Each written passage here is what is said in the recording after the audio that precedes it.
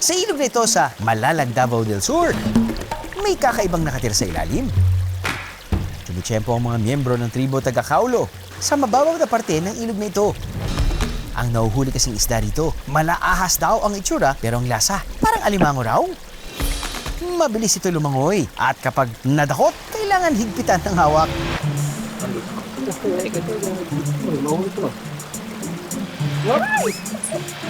Ay, nahulog! Kakasabi lang eh. Okay, kung tawag na?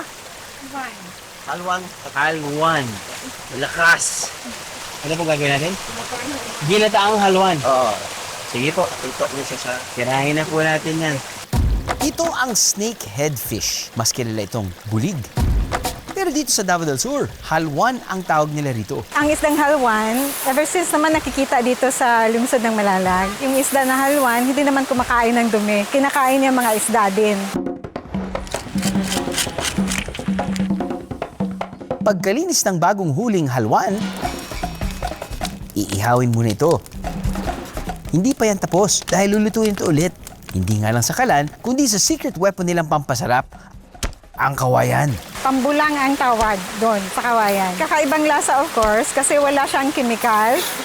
Natural yung lasa. Pagsasama-samahin lang ang mga sangkap sa loob ng kawayan. Tangad, sangig, tapos yung halwan.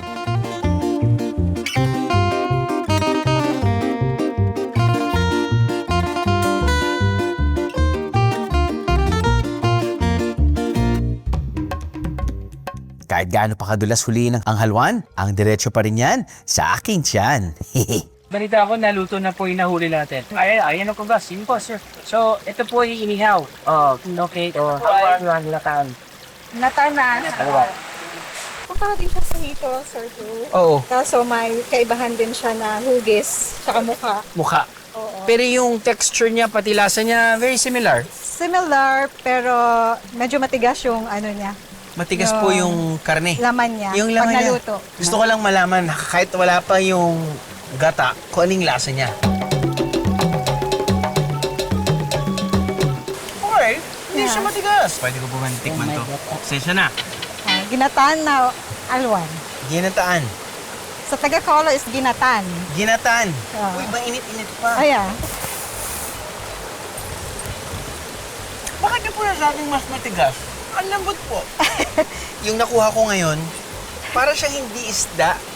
Para siyang, parang crab. In a way Oo. na, May lasang ganon. ano siya, may lasa gano'n, pati Oo. hindi siya biglang mag-wither away. Oo. Kumbaga parang buo-buo pa rin siya. Ito po bang klaseng isda ay madami dito kaya ito yung normally kinukuha niyo? Normal na sa mga ilog dito.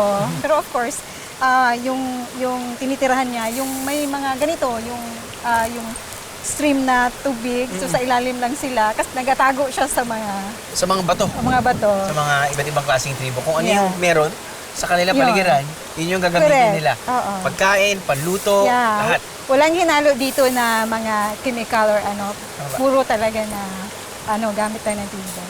Ano, nabiting ka sa biyahe? God!